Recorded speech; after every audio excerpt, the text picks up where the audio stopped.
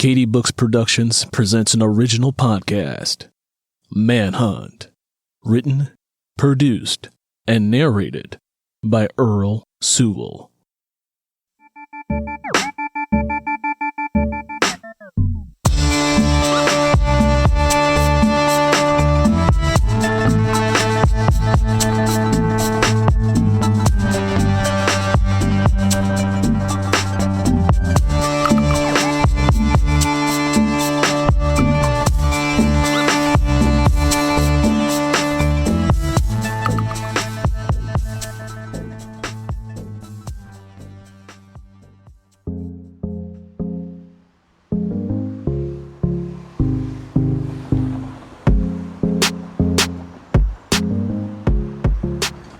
Marshall was beginning to sweat as he secured both he and Lena's expensive road bikes atop the roof rack on their blue minivan. As he made his final adjustments, being sure that the bikes were safe and sound, he heard his cellular phone ring. He upholstered his phone and glanced down at the caller ID. "Quentin, where you at, man?" Marshall spoke aloud before he answered the phone. He didn't want his brother to hear the frustration in his voice. "Q, where you at, man? Lena and I are getting ready to pull off and you're not here. You're still coming on this bike ride with us, right?" Marshall frowned because he sensed his brother would not be joining them. "Yo, what's up, man?" Quentin greeted. "You, where you at?" Marshall asked. "Well, it looks like I'm not going to make it this time around. I hate having to cancel on you like this, but I've got this suspicious apartment fire that I'm investigating. I have a pushy insurance adjuster and the building's owner on their way to see me," Quentin explained. "Tell them it can wait until Monday morning. What's the big rush for the police paperwork?" Marshall asked. Marshall really wanted his brother to come with him on this outing with Lena. "I would, but the captain is on my back to bring this one to a close. Why? I don't know, but those are the orders that I'm under." Quentin continued to explain the bind that he was in. "Is that the fire that happened last week that I read about?" Marshall asked, vaguely recalling the suspicious apartment building fire. "Yeah, it's the one that happened over on Prairie Street. I drove over there today and ran into a resident of the building who was trying to collect anything that was salvageable," Quentin said. "That's dangerous. That tenant should not have re-entered that building," Marshall said. "Tell me about it. I asked him a number of questions, but I didn't get any real answers from him, which was irritating. I made sure he exited the premises and gave him my card. Shortly after that, my bomb and arson team arrived and we began collecting samples for testing. I was all set to leave everything in the capable hands of my squad and come see you. Just as I was about to head your way, the captain called me and told me that he wanted me to close this one sooner rather than later." Quentin sighed. "I understand. Do what you gotta do. You can catch Lena and I when we go out on the ride next weekend," Marshall said, despite the raging disappointment that was in his heart. "Cool. I'll give you a call tonight to find out how things went. Give Lena my love." "How do I look, Daddy?" Lena asked as she approached him. Marshall smiled at his daughter, who seemed to have grown up overnight. Lena was a tall and lean young lady with mahogany-colored skin. She had an oval-shaped face and thick black hair, which was neatly braided in cornrows. She had on a blue and gold cycling outfit that matched the colors of her bike. "You look like you're ready to win the Tour de France," Marshall complimented his daughter. "You never know. I may do that one day," Lena said as she entered the garage. "You're right. You would probably win with your competitive spirit," Marshall said. He loved the fact that Lena was into sports and fitness. He knew that by being active, it would help her to build self-confidence. "Are you about set?" he asked Lena as she tossed a duffel bag filled with cycling gear into the minivan. "Yeah, I'll be ready in a moment. I just have to run back inside the house real quick to find my cycling gloves. I could have swore I left them out here in the garage," Lena said as she exited the garage and trotted through the backyard towards the house. Lena returned a short time later with the items she'd been searching for. Marshall then secured the house before leaving, driving off toward the bike path which ran along Chicago's lakefront. I've seen a lot of change, been through a lot of pain. Some things are not the same. The day was perfect for the ride he had planned. The sky was blue and crisp, and there wasn't a cloud in the sky. When Marshall and Lena arrived at the lakefront, Marshall was thankful that he was able to locate a parking space right away. Once the minivan was parked, both Marshall and Lena began the process of removing their road bikes and gathering up their gear. Marshall made some last-minute adjustments to both of their bikes and then locked up the minivan. "Are you ready, Daddy?" Lena asked, with one foot already locked in place on her pedal. "You first. I'll be right behind you," Marshall explained as he placed his car keys in the rear pouch of his cycling jersey. But all will be okay. I move on each and every day. The past is where it stays. Way back a year ago. The two rode along the lakefront at a leisurely pace, maneuvering their way around all of the joggers, dog walkers, rollerbladers, and citizens who were strolling along the path. Marshall allowed Lena to lead, so he would ride at her pace. He also wanted to keep a close eye on her to look for signs of fatigue, just in case she bit off more than she could chew with riding a longer distance. Before long, they reached Oak Street Beach, which was packed with sunbathers and street vendors selling cold drinks. "Can we stop and get something to drink from the concession stand?" Lena asked, as she coasted along while looking over her shoulder at Marshall. "Yeah, that's a good idea," Marshall agreed, wanting to make sure she stayed well hydrated. "How are you feeling so far?" he asked. "I feel great. I'm not tired or sore in the least bit," Lena answered him as she dismounted her bike. "What about your legs?" Marshall asked, wanting to be absolutely sure that she wasn't fatigued. "Daddy, really, I'm okay. I can handle this ride. My legs feel strong. They're not stinging or anything. I told you. I'm ready for a nice long ride like this. I wish Uncle Quentin could have made it, though. He makes me laugh all the time," Lena said, as she approached the small concession stand. Marshall purchased 2 bottles of Gatorade from the vendor that they drank before continuing along. Marshall enjoyed their casual conversation about how excited she was to be entering high school and about how she couldn't wait for basketball tryouts. "I'm going to see if I'm good enough to play on the varsity team," Lena said excitedly. "Slow your horses down, Lena, and take it one step at a time." Marshall offered her some fatherly guidance. "But I'm good enough to play with the older kids. You and I both know it." Lena continued to make her case. "You're good. I'll give you that. But you have to take baby steps before you can run," Marshall said. "We can just skip the baby steps and go for it all," Lena said jokingly. Just as quickly as they'd reached Oak Street Beach, they approached Navy Pier, which was a large tourist attraction filled with shops, entertainment, and souvenirs. They rode past the pier and were heading towards Grant Park. Grant Park was overcrowded with people because of the annual Taste of Chicago food festival. "Daddy, we should go over there," Lena suggested. "Not today, we're not. We don't have any locks for the bikes. And pushing a bike through a crowd that enormous would be a real hassle. Maybe you, your mother, and I can come down tomorrow and walk around." They continued on toward Hyde Park, and Lena was cycling masterfully. Much better than Marshall had anticipated. Before long, they made it to 51st Street and crossed over Lakeshore Drive via the overhead walkway. Marshall wanted to treat her to ice cream from Baskin-Robbins, which was just ahead of them for doing so well on the ride. Even if she ran into a little fatigue on the way back, he was proud of her.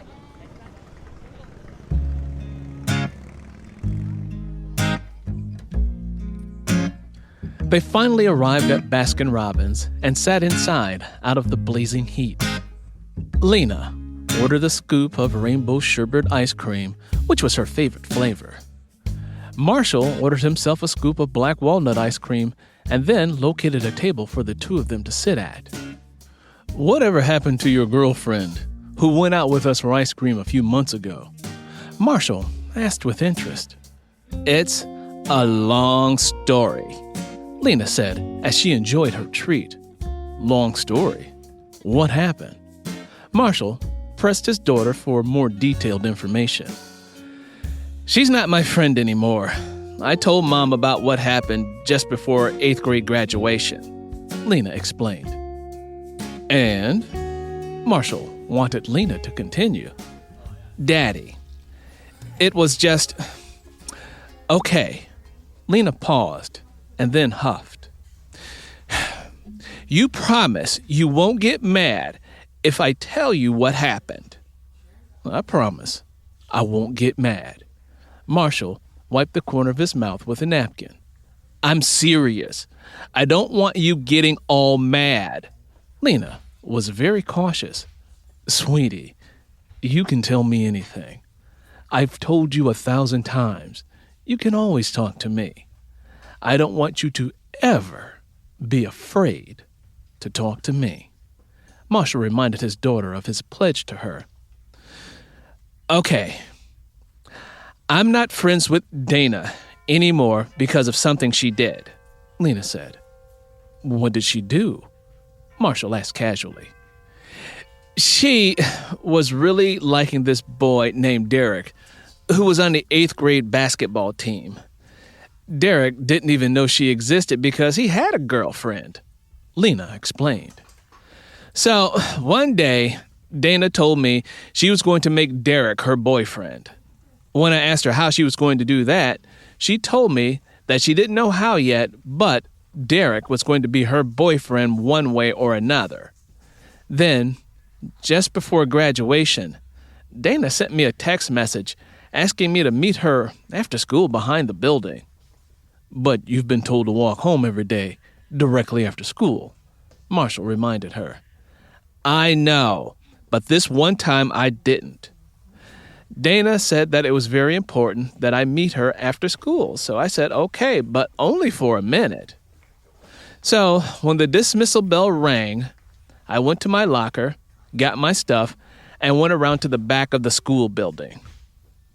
When I got there, Derek and a few other boys from the basketball team were with Dana.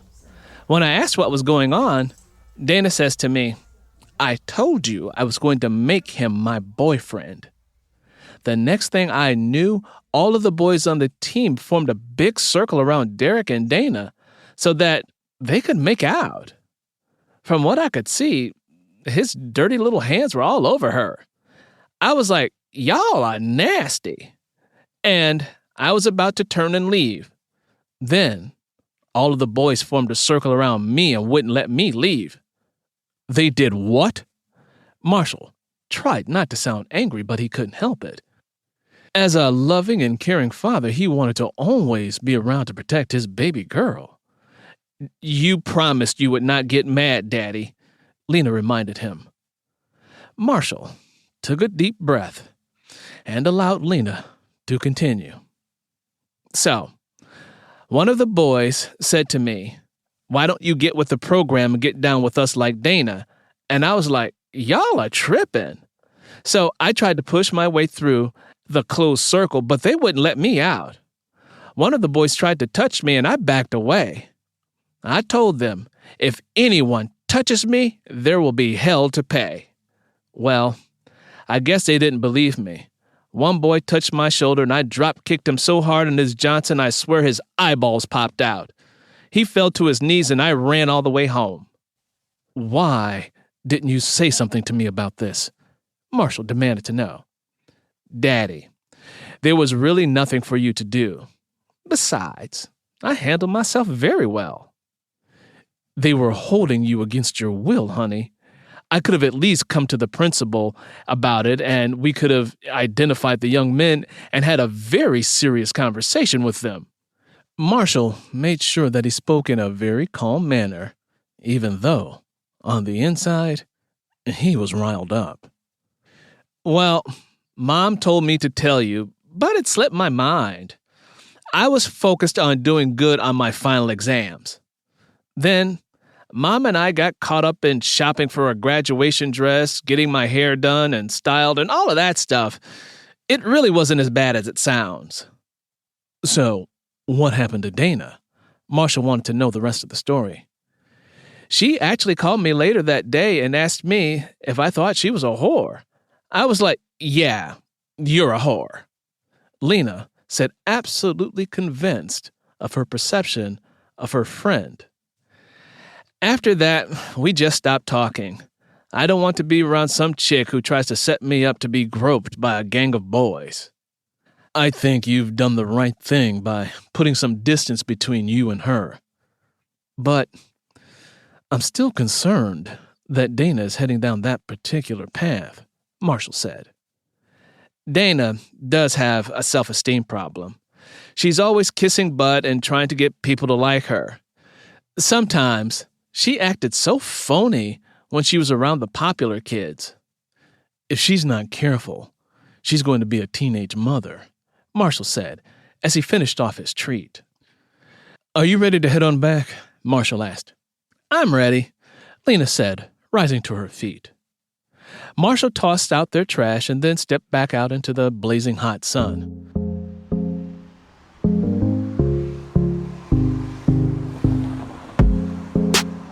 Come on, Lena, Marshall said. Lena turned and stepped closer to him. Marshall then embraced her tightly and kissed her on the forehead. I'll always be here if you need me, he whispered to her. I know, Daddy, Lena whispered back and then said, I love you. I love you too, Marshall said as his heart swelled with love and pride. Marshall briefly thought about taking a side street back instead of the bike path along the lakefront, but then quickly changed his mind for safety concerns. Let's just ride down the sidewalk toward the bike path, he said. Cool, Lena said, and began heading in the direction of the bike path. The bike path was adjacent to Lakeshore Drive. Marshall briefly glanced over at the moving traffic and noticed a motorist in a high-performance car who appeared to be traveling faster than necessary. After the car disappeared down the road, he then turned his attention back to Lena, and they continued to ride, side by side, laughing and talking. I'm going to pull over and get some water from this fountain. Keep going and I'll catch up with you, Marshall instructed Lena. Okay, Lena said and continued on. Once Marshall satisfied his thirst, he mounted his bike once again and zoomed off to catch up with Lena. She'd gotten a good 100 meters ahead of him. As Marshall willed himself to pedal faster and reel Lena in, his focus was taken off of her and shifted to the moving traffic along Lakeshore Drive. Several motorists were blowing their horns at another vehicle that was driving erratically. The erratic SUV suddenly picked up speed, veered off Lakeshore Drive, and went zooming across the landscape. Marshall immediately thought the driver was suicidal and planned to cut across the bike path and drive directly into Lake Michigan and drown himself. As he followed the angle of the out-of-control car, he noticed that it was on a direct collision course with Lena. Lena! Marshall screamed out her name at the top of his voice. His heart began racing as a bolt of panicky adrenaline shot through him. Lena heard him and pulled over onto the grass and stopped directly in the path of the blazer. Lena didn't see the car coming and had no time to react. The sound of the impact was loud and eerily silent at the same time. Marshall pumped his pedals as fast as he could and got to Lena in a flash. She'd been knocked off the bike and tossed in the air about 25 yards away from the impact. It's not that bad. It's not that bad. It's not that bad. He kept repeating it to himself over and over again as he tossed the bike to the ground and dropped to his knees next to Lena. Lena's body was going into shock and shaking. uncontrollably. "Lena, baby, I'm here." Marshall took a quick survey of her body. Her left leg was completely crushed. There was a deep gash in her abdomen, which was bleeding heavily. Her hair and face were streaming with blood because her helmet got knocked off. Her body continued to twitch violently as she began slipping away from him. "It's okay, baby. It's not that bad. We're going to be just fine." Marshall smeared away the blood that was on her face and looked into her eyes, which were open wide and fixed on his. "Somebody help! Call 911, please!" Marshall screamed out. Lena's breathing became fast and frantic. Lena managed to raise her arm up, and Marshall immediately took hold of her hand. It was clear she was having trouble getting oxygen. Her almond eyes began floating upwards, threatening to never billow downward again. "Lena, you hang on. Daddy's getting help." Marshall was afraid to move, afraid to do anything except remain with her. Lena squeezed Marshall's hand as tightly as she could before her eyes gently rolled upwards and disappeared. "Lena!" Marshall cried out her name just as her hand went limp. She was gone. "Lena!" Marshall shrieked. "Lena, come on, baby!"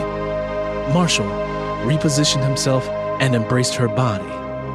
At that moment, grief began to choke the life out of Marshall. It was as if someone had poured a pail of bitterly cold ice down his back. He bucked his spine, arched his head back, and tearfully gazed up at the heavens.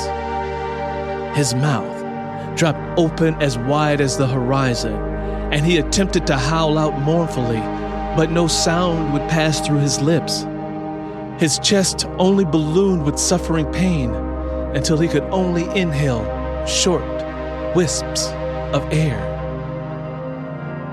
Finally, when his body could no longer inhale air, it stopped moving as if every part of his being had become unexplainably lifeless and frozen in an instant. Finally, his body yielded, allowing him to exhale, forcing Marshall to scream out in grief-stricken anguish at the top of his voice.